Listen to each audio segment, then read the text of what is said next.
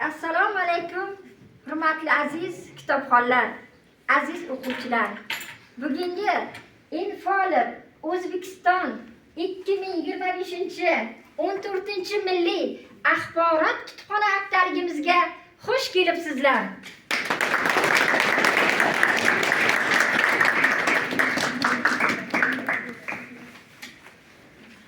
Bu kitobxonlik haftaligimizda bugundan boshlab 5 kun mobaynida mana shu tadbirimiz davom etadi.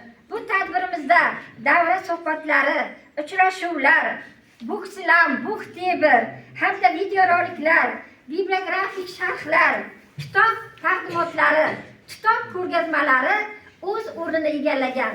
Aziz o'quvchilar, mana bizning ochilish marosimimizga Kattaqo'rg'on tumanida ijod qilib, siz yoshlarga chiroyli she'rlarni tuhfa qilgan aziz mehmonlarimiz tashrif buyurgan. Men hozir hurmat ila so'zimni G'ofur aka Qarshiyevga bermoqchiman. Aziz yoshlar, sizlarning e'tiborlaringizga G'ofur aka Qarshiyev o'zining so'zlari bilan boshlab beradilar. Marhamat.